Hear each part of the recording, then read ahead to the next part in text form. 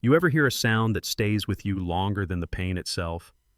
Not a scream, not a siren, just that flat, ugly crack of skin on skin that tells you exactly who has power in the room and who doesn't. Yeah, that sound. It echoed through the booking room like it owned the place, and for a second nobody moved, nobody breathed. Everybody pretended it didn't just happen.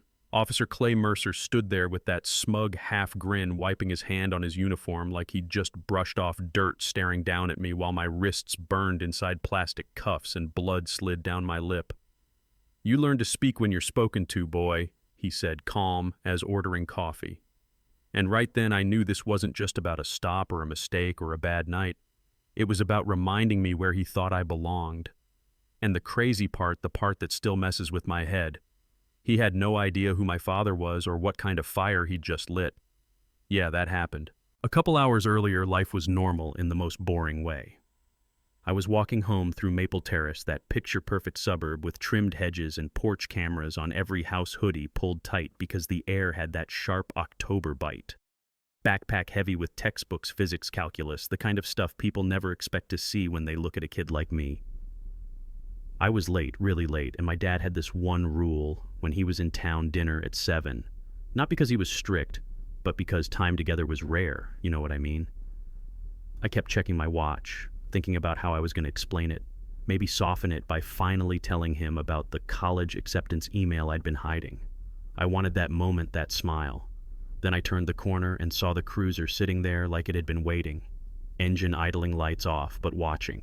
Inside was Clay Mercer, 10 years on the force, the kind of guy who still talked about high school like it was the last time he mattered. And next to him was Officer Dana Reyes, fresh out of the academy, still believing rules meant something. She saw me and said, "Just a kid walking home," and Clay said, "Hood up, moving fast," checking his watch like he was reading a crime novel instead of real life. Lights flashed, siren chirped. My stomach dropped, but I didn't run. I stepped onto the grass, set my backpack down, slow, hands up high, just like my dad taught me. Clay came at me fast, hand near his holster, voice loud. Hands up higher like they weren't already.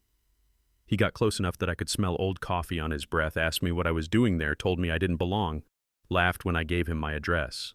When I said my ID was in my back pocket, he shoved me hard, and when I stumbled over my own bag, because I'm human, he shouted, resisting loud enough for the camera, for the street, for his story.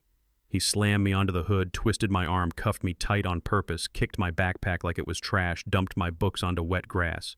And when he didn't find drugs or anything that made him right, I saw it in his eyes. That anger you get when a bully realizes he's wrong but refuses to stop. I said my dad would want to know why he was doing this, and that's when the backhand came out of nowhere. Sharp, loud, humiliating. Blood-ringing ears, Dana yelling his name, Clay telling her to shut up, smiling at me like he'd won. He stacked charges while shoving me into the cruiser, and through the window I saw Dana picking my books out of the mud like she could undo it. I closed my eyes and thought one thing. Dad, please pick up. The station smelled like disinfectant and old sweat, and Clay walked me through booking like a trophy. Sergeant barely looked up, asked if I fell. Clay said doorframe, and that was that. Fingerprints, mugshot, lies typed into a computer like facts.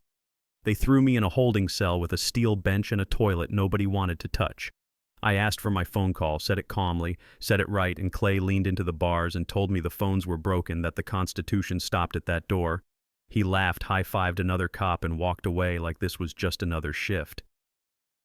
My wrists burned, my lip throbbed, and I sat there breathing slow, trying not to panic. Then I heard my phone buzzing somewhere outside the cell. Dana stood at the desk, holding at my dad's name, lighting up the screen, and she froze. She looked at Clay, then at me, and after a second that felt like forever, she walked over, slid the phone through the bars, and whispered, "Make it quick." My hands shook when I took it. "Jay," my dad answered, alert instantly. "Dad." My voice cracked even though I didn't want it to. And once I started, I couldn't stop. Told him where I was, told him I'd been hit after I was cuffed, told him they denied me my call. There was this pause, just a breath, and then his voice dropped, controlled and dangerous. "Don't say another word to anyone," he said. "I'm coming." I handed the phone back, looked at Dana, and all I said was, "Tell the truth." 3 hours away, my father walked out of a federal briefing and told his team they were moving tonight. They tried to talk timing warrants, the bigger case, and he shut it down with one sentence. They assaulted my son.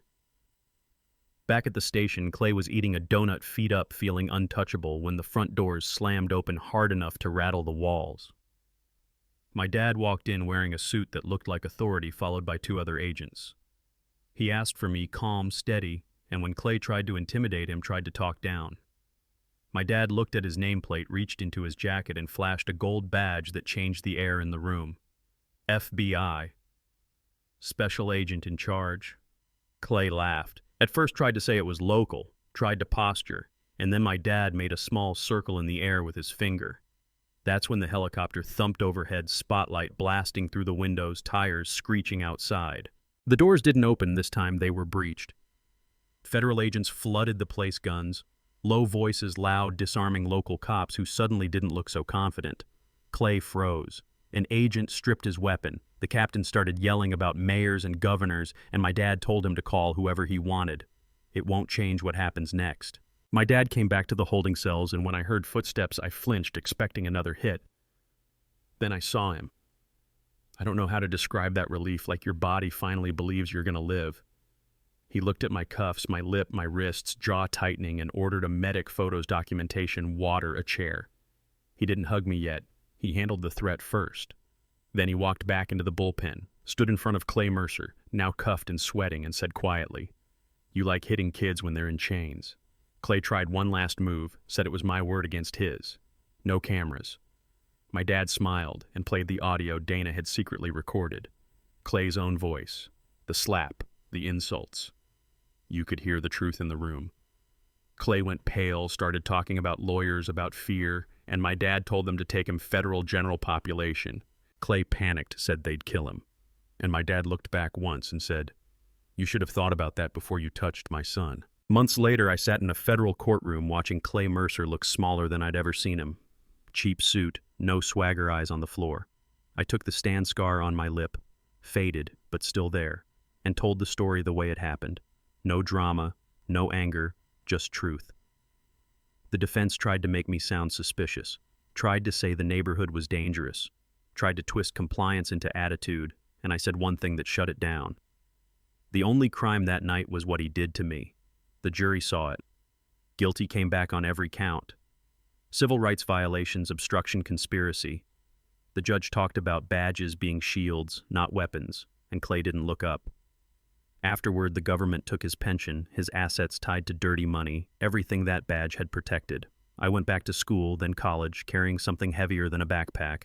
I switched my major to criminal justice, then pre-law, because I'd seen how fast a lie becomes paperwork and paperwork becomes a cage. The station changed, 2 new faces, new rules, sunlight where secrets used to live, and a scholarship fund exists now with my name on it, paid for with seized money, helping kids who don't have a dad like mine learn how to fight back the right way. So here's where I want to hear from you. Was Clay Mercer just one bad cop, or was he a symptom of something bigger? Did Dana do enough by slipping me that phone and recording the truth, or should she have stopped it sooner, even if it cost her career? And if you were me, would you have testified knowing the world would try to tear you apart? Drop your honest take in the comments, even if it's uncomfortable. And if you've ever seen power abused by a cop, a boss, a teacher, anyone, tell that story too. If this hit you, like, subscribe, share it with someone who still thinks prejudice is harmless. Because sometimes the difference between a normal night and a life-changing injustice is one slap. And the ending only changes if someone decides not to stay quiet.